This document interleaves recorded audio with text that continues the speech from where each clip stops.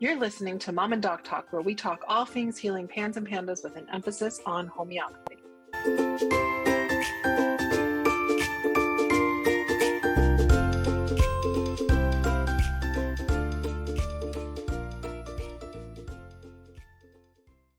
Hi, everybody, and welcome back to Mom and Doc Talk. We are joined today and next week, too, by the same guy who is the wonderful husband of one of your favorite people, Lori Bean. So let me just dive in and introduce him, okay? So Rob is a 53-year-old man. He's on the spectrum, and he has experience with pans and pandas through his 2 kids and his wife. So Lori, like we talked about, we'll put links into the episode. His amazing daughter was also on one of our episodes too. So we're going to put a link to all the episodes where you can check out this whole amazing family that just, you're going to want to seriously, if you guys end up seeing them, in where they hang out in their local neighborhood, probably you just want to go and give them a huge hug because they're just some awesome people.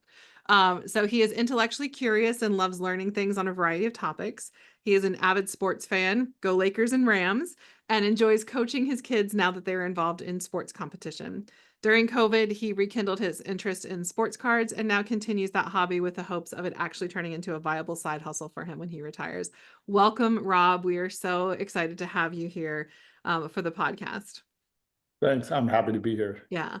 I've had an opportunity to talk to you before in our Facebook group where you shared a little bit about your experience and everything. And that was several years ago. And your wife has mentioned, she's dropped little nuggets here and there about things that you say. And I'm just so excited to talk to you to get like an update on like where things are for your family, all the things that have progressed.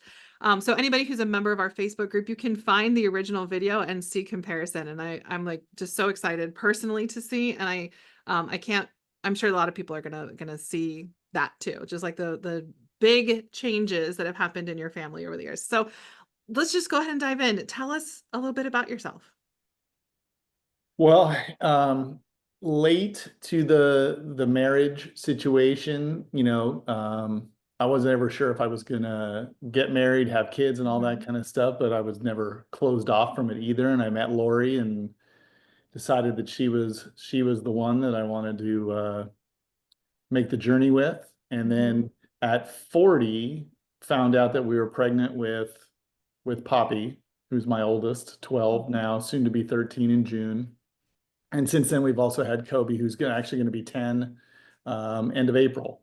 So, no, we've settled into our lives here. We've been in our current home since 2010. So just a little bit before the girls were born, we've added on. We've built a casita for my father-in-law in the back. We've put on solar panels. We've established ourselves quite a bit here in the little town of Somas here in Southern California.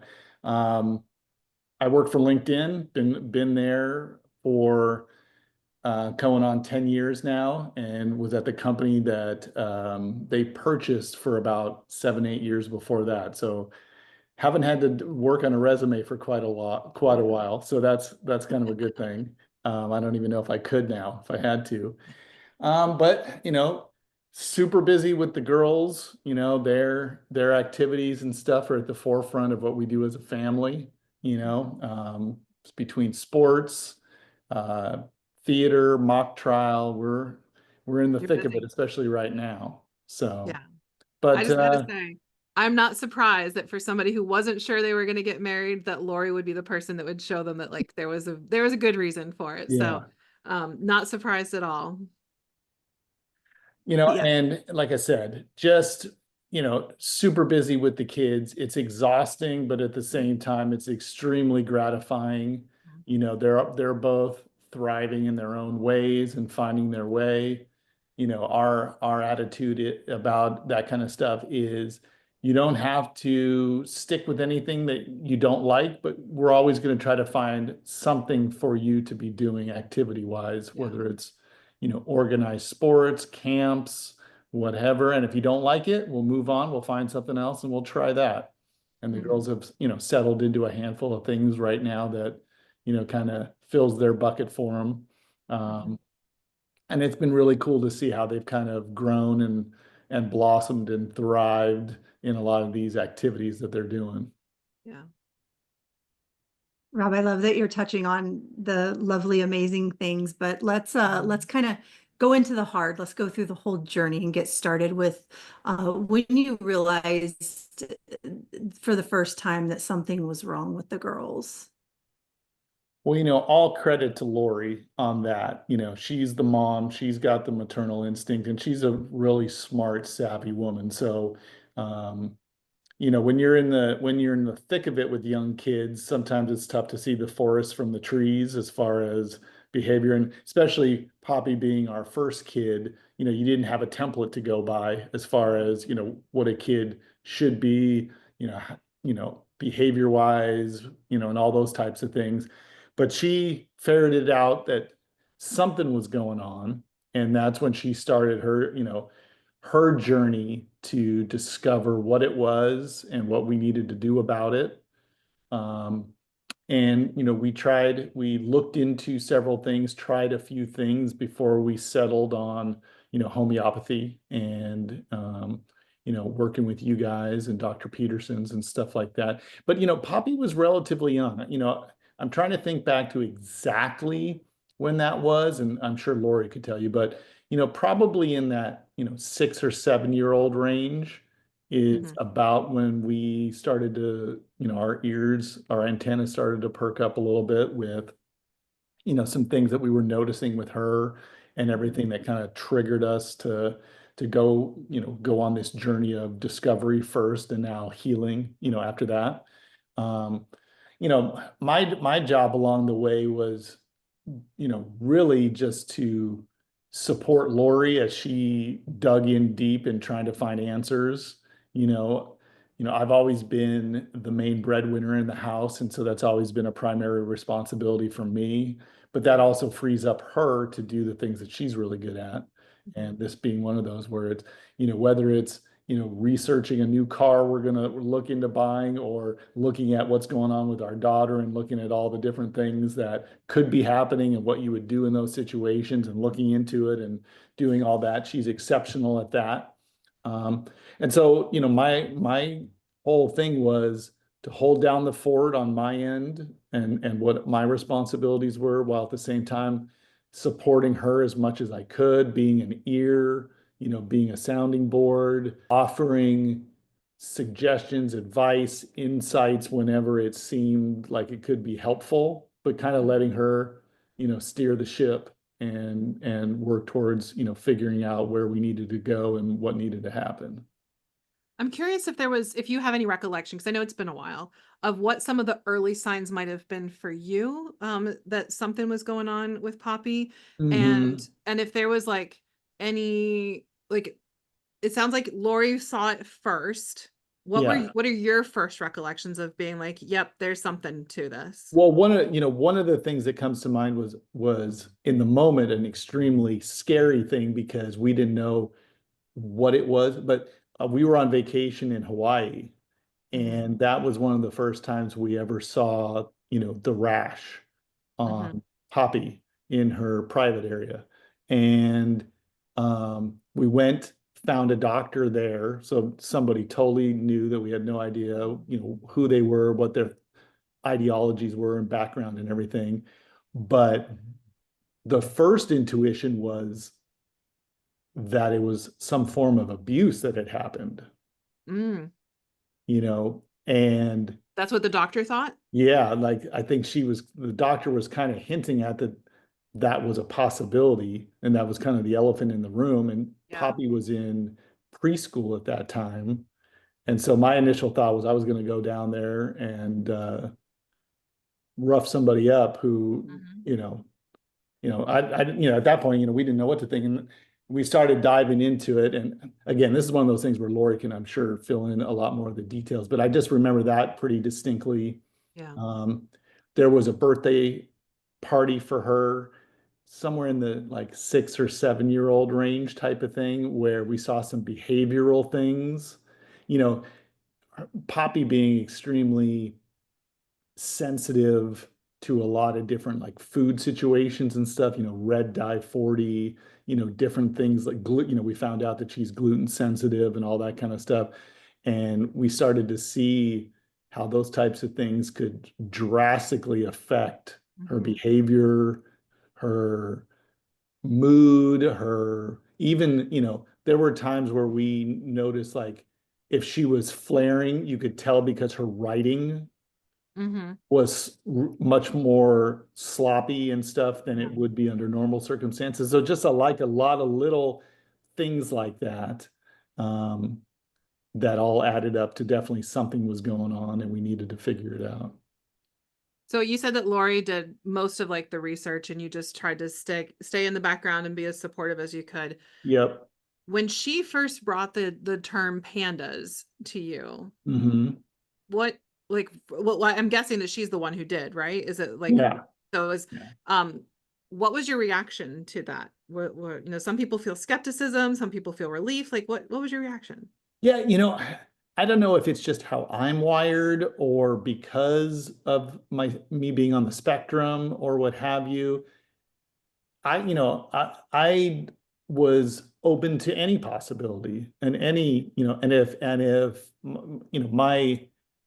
my philosophy with it too is, if Lori's done the research and has dug in deep and she's coming to me with this is what I think is happening or this is whatever, Mhm. you know, I typically, may ask a few questions and that type of thing, but I'm going to bank on her having done the due diligence that where she's not like shooting from the hip and coming up Mhm. with crazy things that aren't backed up by research and facts and histories and things that she's found. So I was okay, if that's what we think it is, what do we do? And Yeah. where do we go from here? So yeah, I guess maybe I had the benefit of my situation being where, because I know from just hearing her and her experiences with, working with other people, a lot of times it is the mother driving, Yeah. the homeopathy train and the healing and stuff. And oftentimes the father, because he's maybe a little bit more unplugged from the situation and because homeopathy isn't some, really well-known mainstream situation, that the father will often be skeptical, resistant, or even in denial that there's even something going on with their kid. Mhm. And, Mhm. You just maybe, didn't have that experience. yeah, maybe my circumstances of just me being who I am kept me from falling into those pitfalls, Yeah. maybe. I don't know for sure, but I, you know, as we dove into it and really started to immerse ourselves in it, sure, there's like, are we doing the right thing? Is this what we are supposed to be doing? Is this working? All the stuff that I think, most families and parents Yeah, who and we'll doing get any to kind of that. a treatment or whatever are going to Yeah. think. But, if Lori said we should try this or this is what I Mhm. found, okay, let's do it. Let's try it and let's see what happens. Yeah. Um, so I think that helped, other than us being worried about our kids, the stresses of dealing with a health issue and all that kind of stuff. We were always, for the most part, on the same page, at least, Okay. she was driving it and I was ready to be her co-pilot, you know what I mean? Mhm. And if she needed me to look up some directions or, you know what I mean, check the GPS, Yeah. I would do it. But I let her drive and just knew I was along for the ride. I'm just going to give a little bit of a spoiler alert. We're going to talk about your story next week because your story is actually pretty remarkable too. But the spoiler alert, because as if I recall correctly, that this is a retrospect understanding of how you relate to things because weren't Yeah. you diagnosed with autism after the kids were diagnosed with PANS? Yes. Yeah. Yes. I mean, I think, it's probably been 5 or 6 years Uh-huh. type of thing. And so, yeah, shortly, not too long after the girls, especially at least Poppy, as far as time-wise go, but I think that a part of the diagnosis came from the homeopathy journey that we were on. Yeah. I don't know if that would have, I don't, and obviously we could talk about this more in my personal part of it, Mhm. next week, but I think that us being on the homeopathy journey with the girls and then with Lori starting it for herself and Mhm. everything, got the wheels turning of, homeopathy can help with all kinds of things, Yeah. right? It's not just pans and pandas and so forth. So we should look into it for you. And we started going down and, of course, looking into it and doing some research and thinking about things and everything, made us think that that was a real possibility.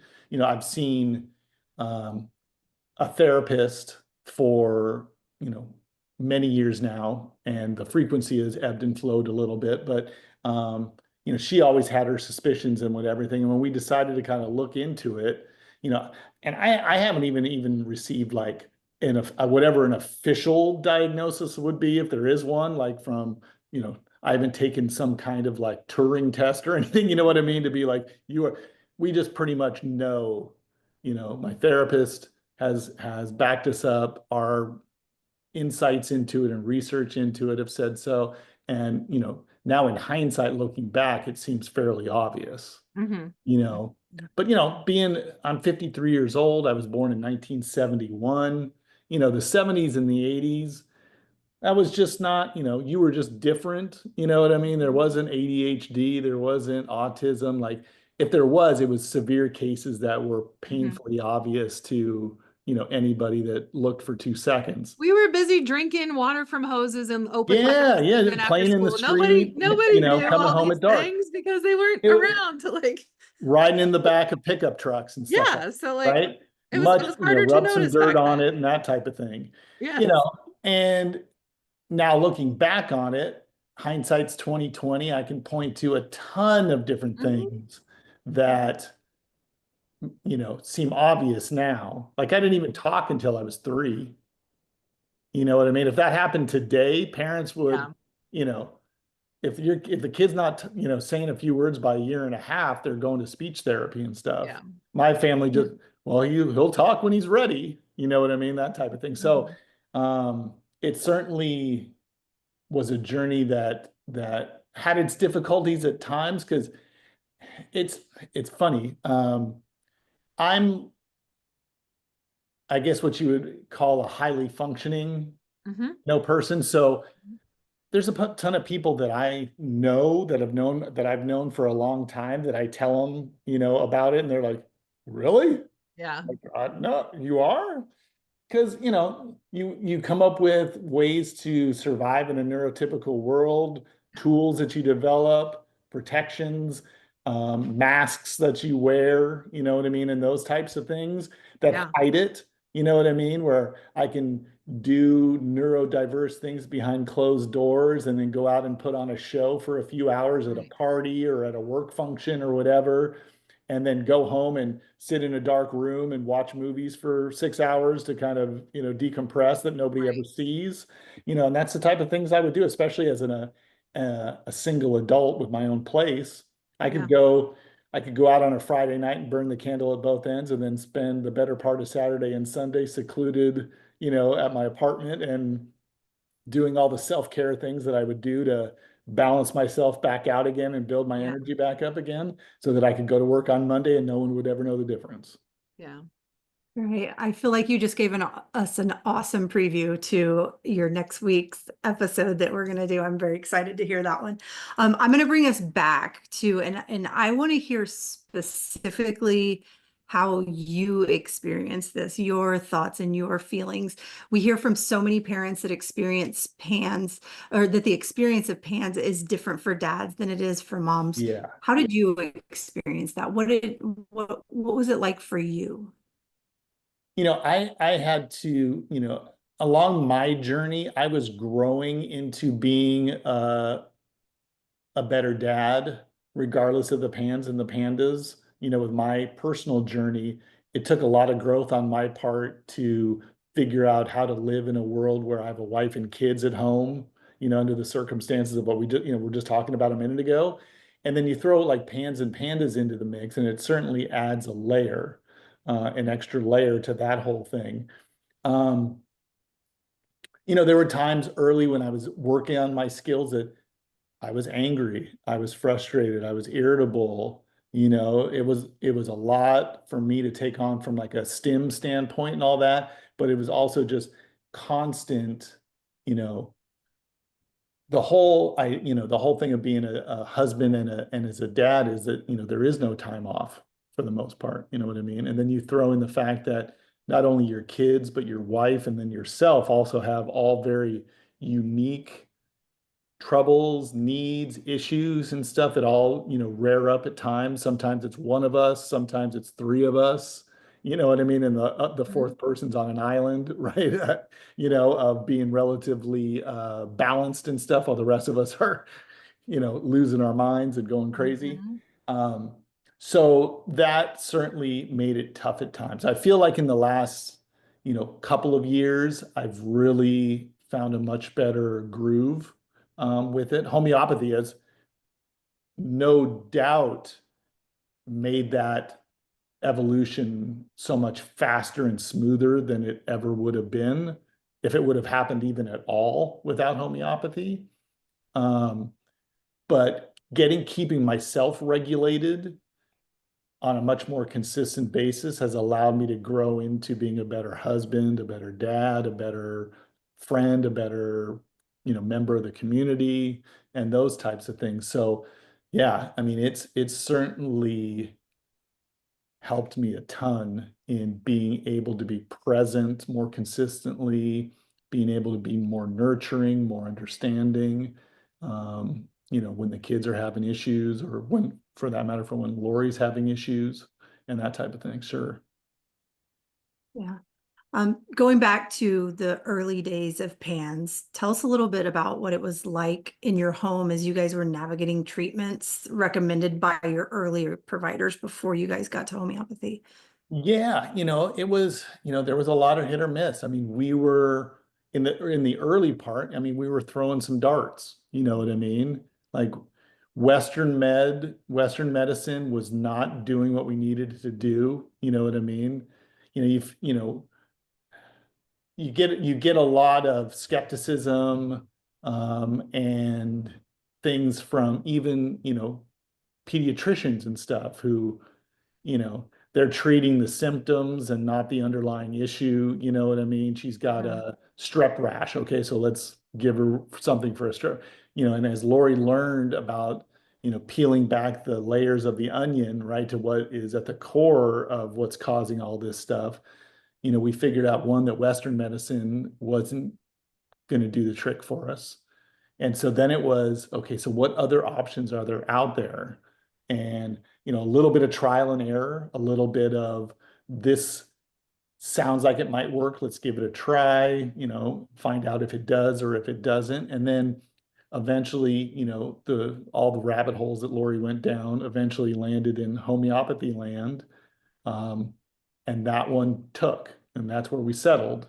And it's, I think it's been no doubt about it being the right place for us to have landed. And Mhm. I think, after all these years, we're all in a much better position than we were when we started, and probably where we would be if we hadn't taken the journey.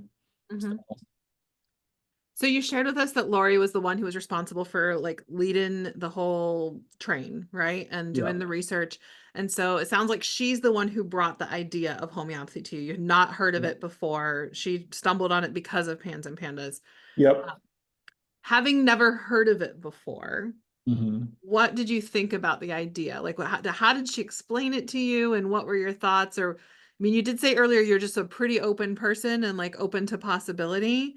But I'm still curious because it's not a well understood thing for a lot of people. Right, right. She gave me enough, as she was learning about it and everything. She would obviously talk to me about it. I was a sounding board for, just a place for her to, you know, take the information, the knowledge that she was looking at or absorbing, and put it out in the world and stuff like that. There wasn't a whole lot of people that she could really talk to about it because Mhm. of the skepticism. The older generation, our, parents and her parents and stuff like that, I think weren't fully believing in it and that type of thing initially and stuff. Um, so for me, she told me enough for me to be dangerous with it. You know what I mean? Like I knew I got enough, and then I just trusted. I learned. We keep the symptoms books, where we chart daily stuff that happens, when we dose and do all that kind of stuff. Um, learning the dosing and how we're going to change it. We're going to go from, we're going to move up in potency. We're going to skip, we're going to go from water dosing to pellets. We're going to do all those things.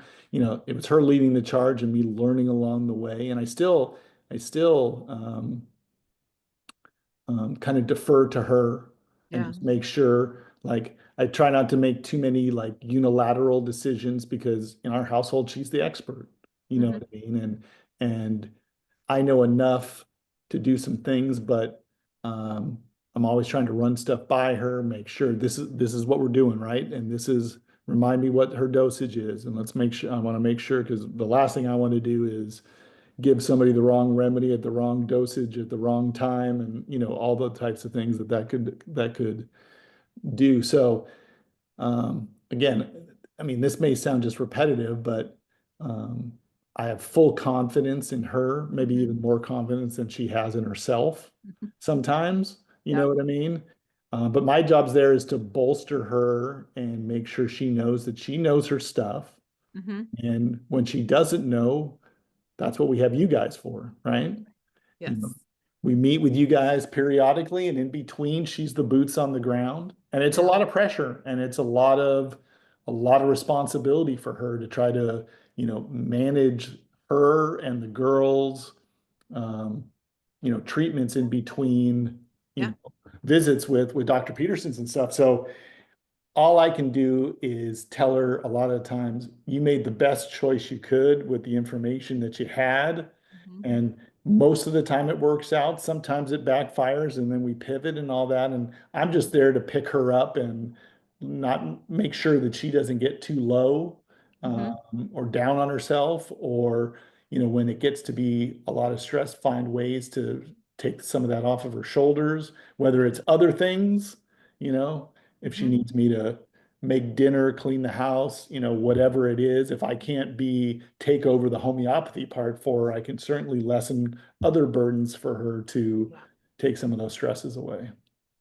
I gotta say, I'm always surprised when I meet somebody who isn't a skeptic when they first hear about homeopathy. And I'm not hearing that you had any skepticism. So either you just truly are a very open person about things, or we've done a good job of helping give people the information they need to take it to somebody so that we can surpass some of the skepticism. And I say this as somebody who is still sometimes feels skeptical about it. Like it still can be hard to wrap my brain around sometimes. So I'm curious and like I'm gonna like poke you just a little bit. So I Okay. apologize in advance because I'm about to poke you a little bit. Okay. I'm hearing a lot of like you're being very, very supportive. And I'm also hearing that like your wife is in charge. She's taking the reins of everything. I'm just curious if there's ever been a time when she's gotten mad that you are taking the back seat and she was like, get in the front seat or drive this freaking car for a minute because I need a break. So I'm curious if that's ever come up. Sure. There's been times where, sometimes the dosing and stuff is happens pretty frequently, right? And it's not, there's times where, you're not dosing for a few days in between. And then there's times where it's daily dosing or dose on this symptom or what have you. And so we run across situations where, maybe she's not here, or I'm going to be with the kids for an extended period of time without her being there. And then at that time, yeah, the burden falls on me to observe, choose, act, based on what the kids need or what we're supposed to dose on, or those types of things. Mhm. And I ain't gonna lie. I mean, there's certainly been times where I've missed something or missed a step or not dosed when I should have or dosed when maybe I shouldn't have, and those types of things when I'm making like say like a unilateral decision or something Mhm. like that, or forgot to tell her about some symptoms that we are trying to keep track of that I observed when I was with one of the girls, just the two of us. And, she'll be like, well, I certainly would have done something different if I would have known that, X, Mhm. Y, and Z happened or whatever. So there's no doubt that I have certainly been put in a position to sink or swim by myself. And, obviously the goal is always to do what needs to be done and see the forest from the trees and all that kind of stuff. But again, it's one of, maybe it's partly being a man, maybe it's partly being on the spectrum, and those types of things. There's certainly times where I miss things, misinterpret things, Mhm. I'll come to her the next day and say, "Oh yeah, Poppy did something, so it said so and so or did something." And she'll be like, "Wait, what? She did what?" Well, that would have been good to know, those types of things. So yeah. Um, it doesn't always fall on her, but it's rare that I'm in a position to make any kind of a decision unilaterally. Mhm. So that is a lot of pressure for me. And um, I'm not always up to the task. I do what I can to do what I need to do when I need to do it when it comes to the kids or even myself. Like I'm not Mhm. even great all the time at charting my own stuff and knowing, Right. like Lori will be like, you know, you probably should take your remedy. Mhm. Remember this. Yeah. Oh yeah, that's right. Why didn't you think about taking your remedy? I don't know. Maybe because I needed my remedy, so I'm not in a good headspace to Right, do the exactly. math, right? How can Like you it's one of expect those me to know I need to take my remedy because I'm not well enough to know that I yes, need I'm to take. not regulated, so then I can't tell when I need to take the remedy to get Yeah. myself regulated. So yeah, I certainly fall into that trap for myself. And I'm supposed to know myself better than anybody else, but Mhm. oftentimes Lori ends up knowing me better than I know myself. So Mhm. there has certainly been those times. Luckily, I I haven't done anything that's caused any irreparable harm or anything like that. I think that's one of the Mhm. glories of homeopathy, right? It's not like, Mhm. oops, I gave the kid, 12 Percocets or something, you know what I mean, on accident or something like that, where we'd Right. be in the ER. Um, just another fringe benefit of homeopathy type of thing. But yeah, so that happens occasionally. I think you took the words right out of my mouth is thank goodness homeopathy is so forgiving because there is not one of us that hasn't whoopsied, including Lori. I say that whoopsing a whole lot, but we all whoopsie and we all don't track well for a moment or whatever it might be. But hallelujah, homeopathy is so easy on us going through it. So tell us how shifting to homeopathy for your kids' primary treatment has impacted your family. Well, we would, I'm fully confident that we wouldn't be in as much of a healed place as we are today. Like we're at a spot where, at least right now at this minute, we're like we're dosing the girls very infrequently. They're doing really well. Lori and I are more of a mess than they are probably these days. Um, I think both of us are dosing more than the kids, but it's had its ups and downs. Lori moderates, a lot of your chatter on the posts and stuff like that. And, a lot of the parents and people that come on there and their experiences that she relays to me about, it's not working anymore, or, why is this happening? Or things were so good and now they're not, or whatever. We've experienced all that stuff. I mean, I think that's in large part why Lori is able to do what I think is a really good job with her posts and stuff, because she's lived it. Like she's not speaking from book knowledge or what she saw in a documentary. Like she's living it personally. She's living it through me. She's living it through the kids.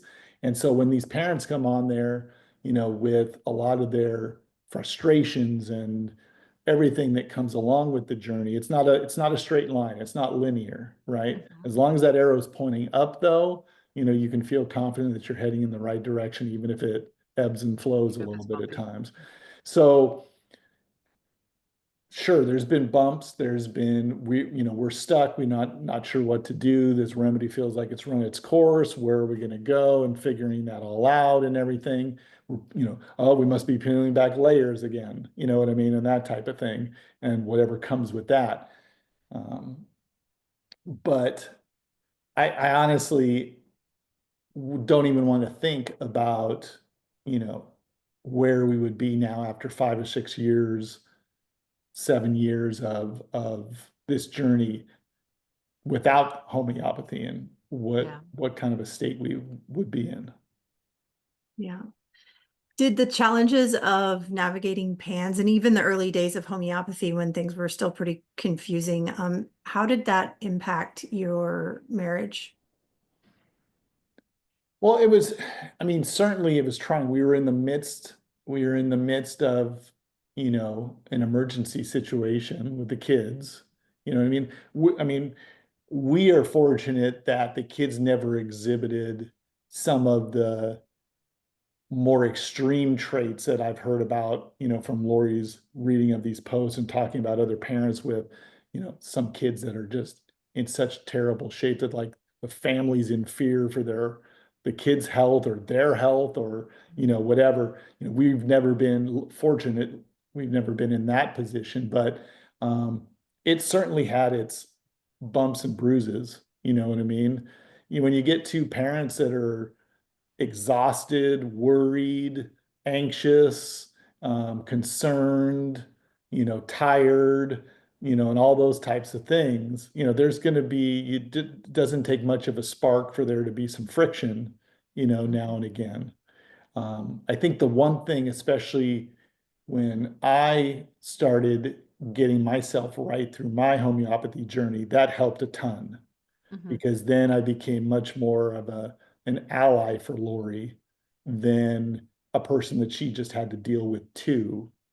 Um, and then I think we grew to understand, like really understand more than just words or just a name, that we were a team, and the only way we were going to get through it was to be together and be on the same page and support each other in the roles that we found ourselves in, as the dad, the husband, the mom, the wife, and those types of things.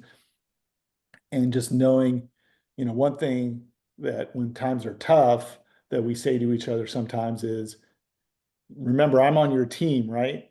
Mhm. I'm not the enemy, I'm on your team. And that oftentimes helps us kind of reset our Mhm. outlook. Yes, I'm not mad at you. I'm not mad, or, you aren't the enemy. You may be the messenger or you may be whatever, but you're my ally. And I need to look at you that way, Yeah. because that's the only way we're going to get through this is unified, unified in philosophy, unified in thought, unified in direction, and those types of, we can't be pulling in two different directions. I can't be an anchor tied to your ankle or vice versa, so trying to keep that in mind and doing it together, we know we have each other to lean on, has been vital to, I think, keeping us both, on the straight and narrow. Yeah.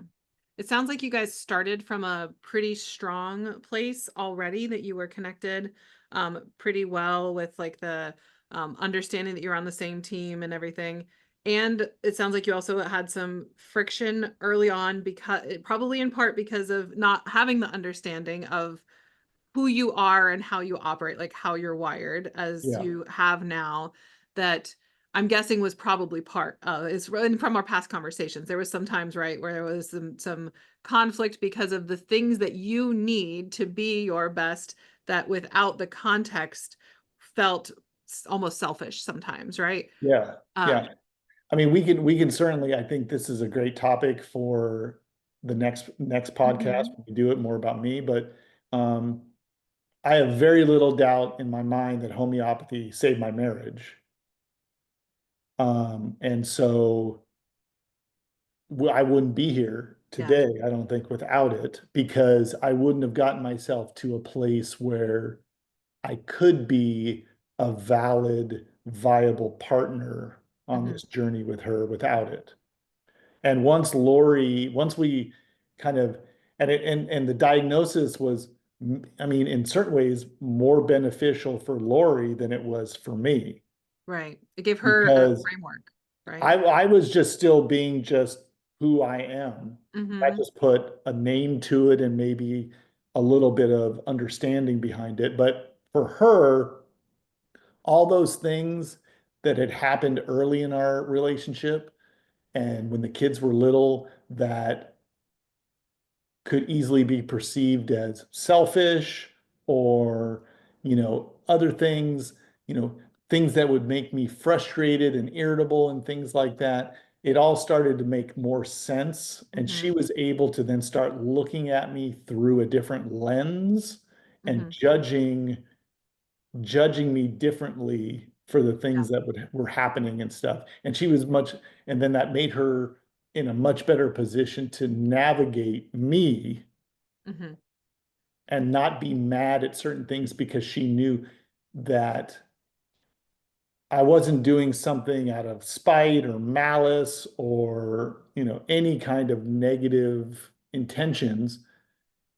She understood that to a certain extent, I didn't have any control over it. Like it was Mhm. just how I was wired and I was doing, and my intentions, she knows that my intentions now are almost exclusive. I mean, good. And that Mhm. even when things come out a certain way that could be misconstrued or misperceived, that Yeah. she knows that at the root of it is me having good intentions, but just not expressing it in a way that a like neurotypical person would pick up Yeah. on that or not misinterpret it as something the opposite of that. And so I think that's made her life so much easier in working with me and forming this partnership. I don't think the Yeah. partnership would have been capable of being anywhere close to this strong without that knowledge on her part. Well, I definitely can't wait to hear more about your insights on homeopathy saving your marriage and all the ways that it impacted you there. It sounds like though that maybe maybe there was like a ultimately a gift in this because it sounds like at the beginning of PANS and all the challenges and difficulties that you had that there was um more friction as it happens with basically every marriage, right? Yep. Um, and it led to opportunities to explore and learn more about yourselves and learn more about each other, and that you made active choices to continue to come back together and to figure Yeah. out ways to work through things, um, which is commendable because not everybody manages to do that. Like PANS is a tough, tough, tough Yeah. thing on a family in all of the ways. So I actually want to like move on because we'll have plenty of time to talk about your marriage next week. I wanted to ask about work, especially because you're the primary breadwinner, as you said, for your family. Yep.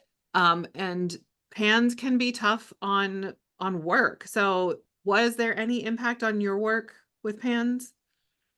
Well, there has been, especially, I've worked remote basically since COVID hit. Mm-hmm. I used to have like a 35-mile commute to my office on a daily basis before COVID hit.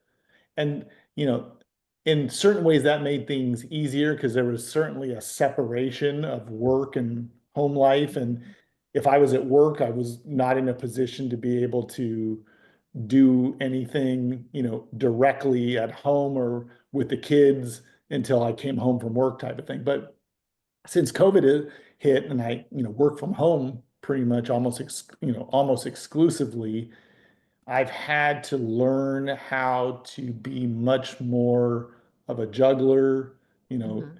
much more flexible, be able to pivot. I mean, my work day, Crazy things for someone on the spectrum.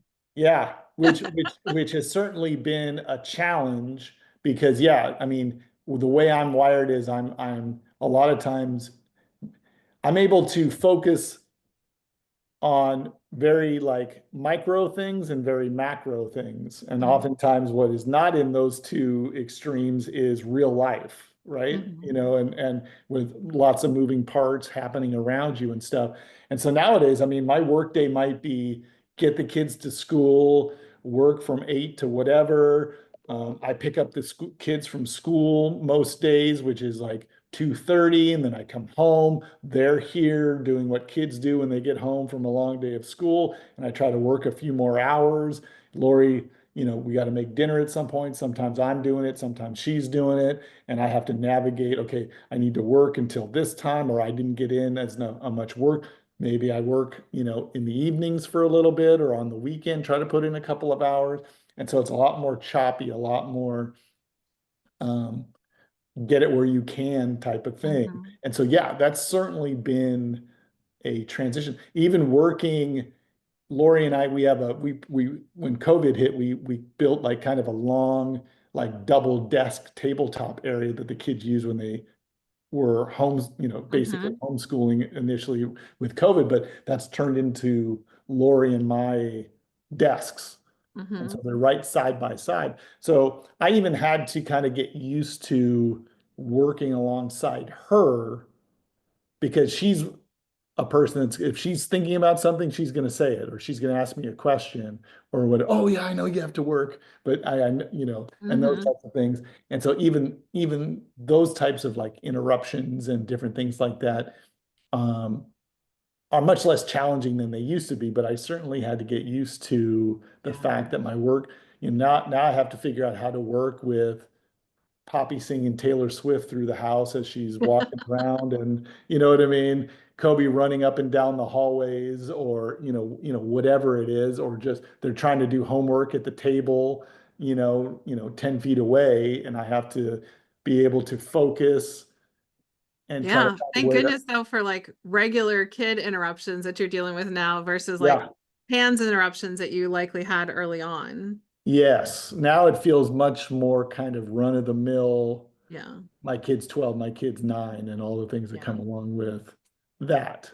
So just sort of So, like, ah, there we go. I got to deal with this versus like, I have to stop what I'm doing with work because there's a meltdown happening outside of where I'm trying to right. work. And like Yeah.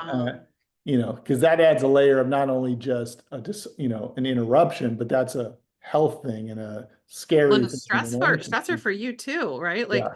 Like when you are in a focus mode with trying to work and you got to work so that you can pay the bills and take care of like your kids and get them the help that they need and all that and then to like be distracted from that work to go take care of your kids like that can be a real big competing thing that like Yeah.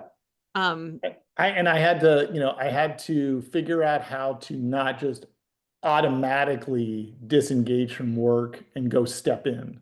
mhm There were times where Lori's like, I'm a big girl, I can handle it. Like, mhm you don't need to come help.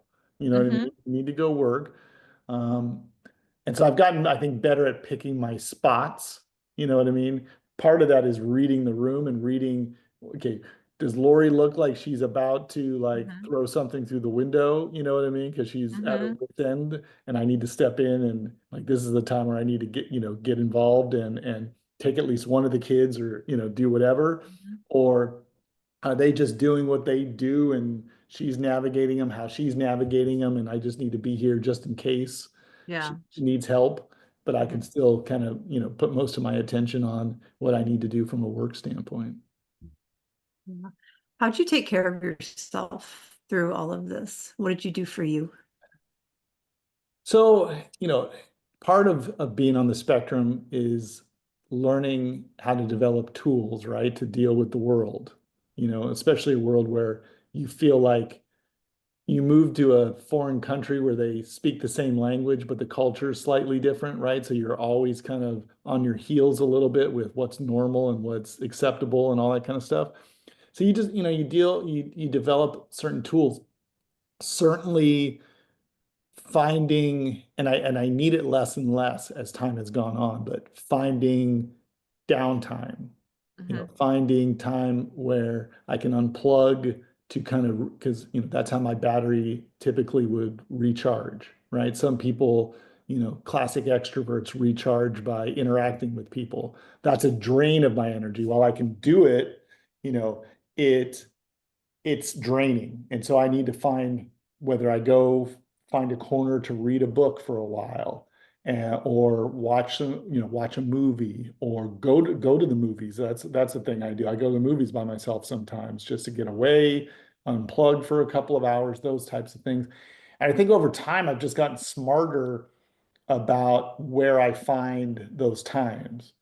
For me, a lot of times it's first thing in the morning or last thing at night type of Mhm. things. Like on the weekends, you know, I'm usually the first person up in the house, and sometimes for a decent amount of time. That's a time where I can sit in the house where it's quiet, read a book, or do something that's going to, fill my bucket up or something like that. Or after we get the kids to bed and the house is quiet again, okay, I wanted to go on and do some stuff with my sports cards online or read, or that's when Lori and I have our time together that's really kind of unwinding, watching a show that we both mutually like or whatever, and that type of thing, and getting ourselves settled and enjoying an hour or two to ourselves before going to bed and those types of things. So instead, early on, sometimes when things got at their worst, I actually had to like leave the house, like having her dad's place in the back. If he was gone for the weekend, which he is like every other weekend, if it got really bad and I was really struggling, I would come sleep over here and come over here for the evening, and Lori would handle the kids and do all that kind of stuff. I haven't been in a place like that for a while now where I've had to do that type of a thing. But yeah, in the beginning, it was tough. It would build up and it would build up all the pressures and all the being plugged in so frequently that at a certain point, like the bottom would fall out and I would be in a really tough spot. Mhm. And that used sometimes early on, that would go for a few days sometimes, Yeah. and that was when Lori didn't have as much understanding of what was going on. So it was certainly a frustrating situation for her. And I either wasn't aware, wasn't capable, or didn't have the tools to do something about it like I do now. So Yeah. now, if I need to take a couple of hours every once in a while, that's probably the most extent of it. Or Yeah. bow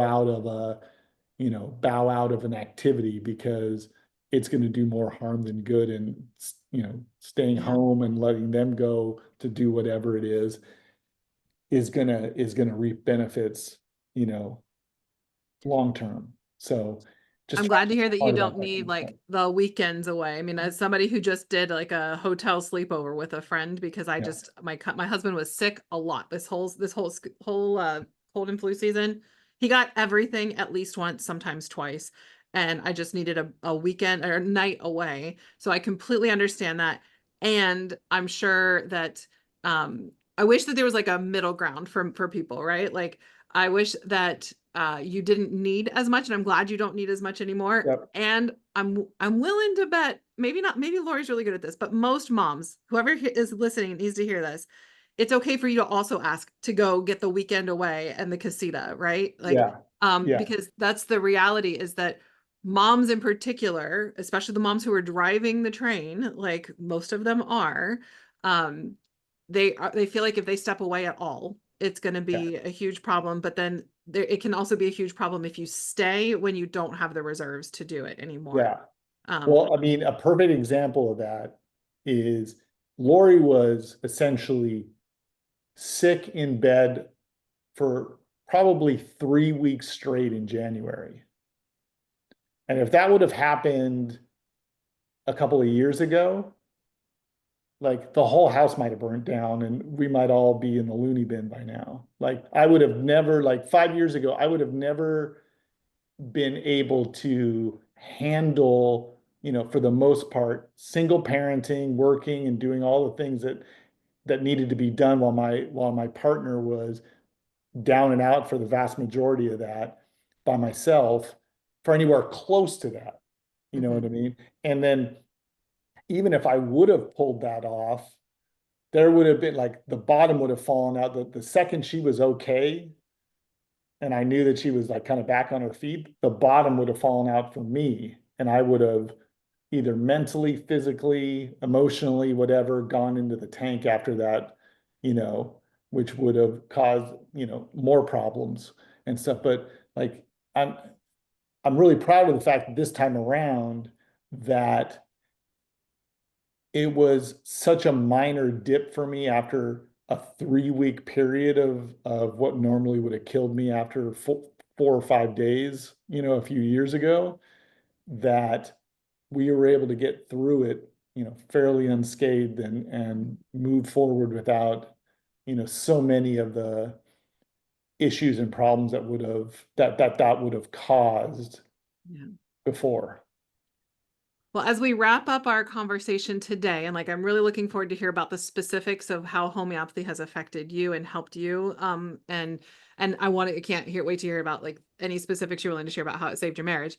But I'm curious if, since we're focusing in on the dad experience today, is there anything that you would offer to other dads who are listening as far as advice or things that maybe you would have done differently, knowing what you know now?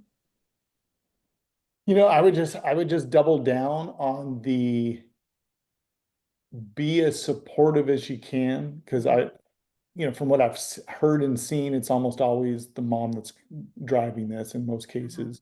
And so the dad's role is handle your responsibilities. Don't add burdens to your wife. Step in and help where you can and when she asks for it.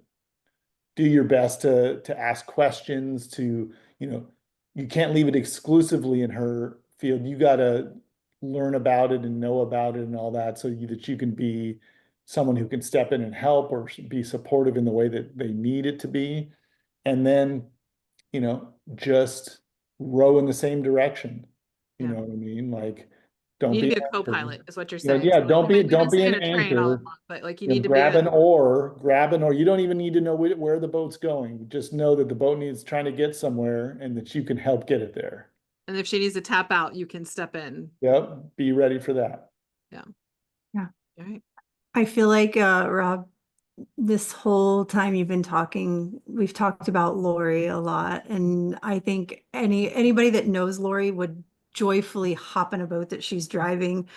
But as you're talking, I'm really glad that you just said what you said, because the whole time you're talking, I'm like, oh my gosh, I just want to hug his neck.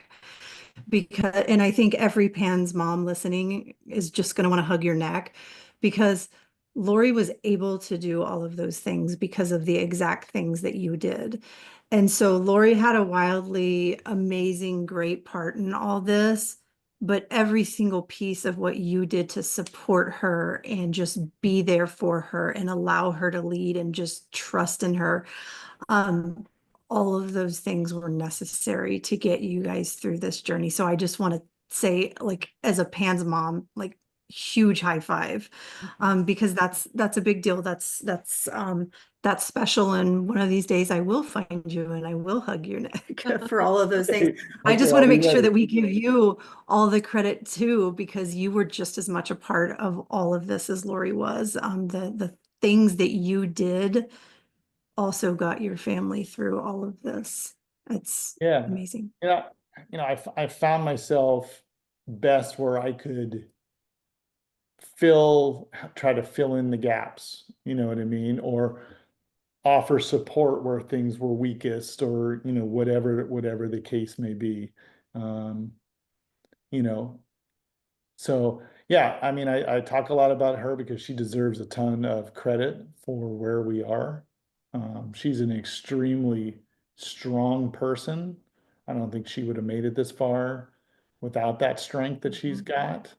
Um, and so it makes me, happy to be her teammate and, strive to be as good of a support person as I can Yeah. for her, because I see it. And she's so strong that it's easy to not think that she's a person too that is gonna have low points and get tired and have weaknesses and those types of things, that she's not bulletproof and she's not superhuman. She's just a really strong, mortal person who does what she can, but that doesn't always mean she's up for the task, and that's where I can step in and hopefully lend the support that she needs to stay afloat. Well, I'm just going to chime in and give you one additional pat on the back that like it takes a huge amount of strength, especially in your 40s, to be self-reflective enough to figure out things about yourself that maybe you weren't, or not maybe, that you weren't aware of, and then work on ways to navigate this new and more in-depth understanding of yourself in a way that takes your family's needs into consideration. And I'm just going to leave it there because we've got an opportunity to talk to you and discuss that strength and all of the ways that you have been impacted by homeopathy personally in our next episode. So we're going to leave it there for now. And I will look very much forward to talking to you again next week so that we can share some hope and some insight for people who are also potentially on the spectrum or who know for sure that they're on the spectrum so that they can learn a little bit more from your personal experience about the ways that homeopathy has impacted you and like what sort of things we can really expect. Because again, we've talked about this. There's some things about how you're wired, and yet homeopathy has still made a huge impact on your life. So Absolutely. Well, thank you guys for having me. I really appreciate it. yeah, we are really looking forward to talking to you again next week. So until then, take care, everybody. All right. Thank you. We hope you found this episode helpful, hopeful, and inspiring. We try to get a new episode out every week. You can make sure you don't miss any by following us on Spotify or subscribing to our channel on YouTube. If you want to connect with us more, join our Facebook group, Homeopathy for Pans and Pandas, where we have exclusive weekly videos and answer your questions about, you guessed it, homeopathy for pans and pandas throughout the week. If you are already a member, give us a shout out and let us know what you thought about this episode. If you aren't on Facebook and would like to reach us, you can email us at podcast@resiliencenaturopathic.com. Until next time, take care and remember, this won't be forever.